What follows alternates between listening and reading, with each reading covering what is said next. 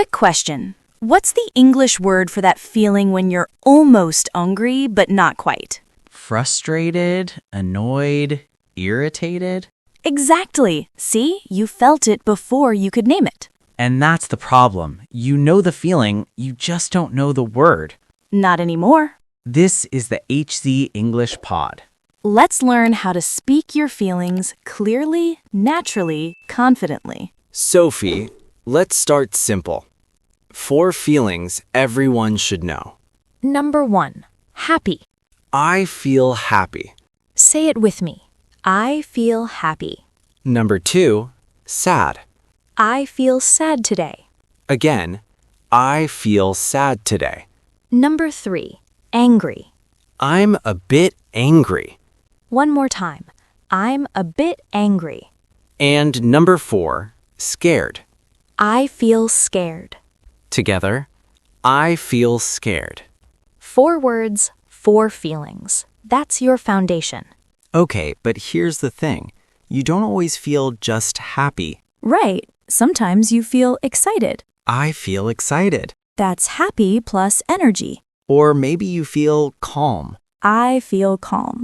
That's happy plus peace. And instead of just sad, you might feel disappointed. I feel disappointed. That's sad because something didn't happen. Or you feel lonely. I feel lonely. That's sad because you miss connection. See? Same feeling, better words. Now, let's talk about feelings that are complicated. Like when you're not angry yet, but something's bothering you. I'm annoyed. Say it. I'm annoyed. Or when you tried so hard but nothing worked. I feel frustrated. I feel frustrated.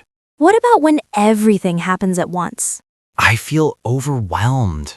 I feel overwhelmed. And when something surprising happens, I'm shocked. I'm shocked.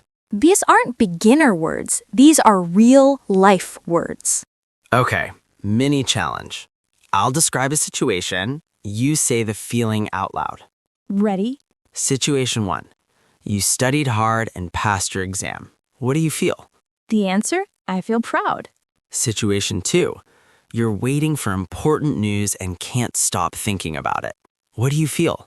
The feeling? I feel anxious. Last one. A problem you worried about finally got solved. You feel? You feel relieved. I feel relieved.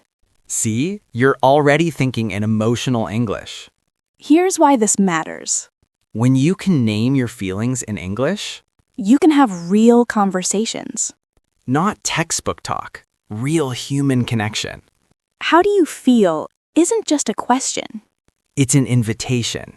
And now you know how to answer. Honestly, clearly, naturally. So how do you feel right now? Think about it. Pick one word. Say it out loud. That's English in action.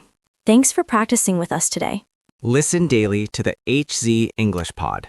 Your feelings matter. Your words matter. Keep speaking. Keep feeling. See you next time.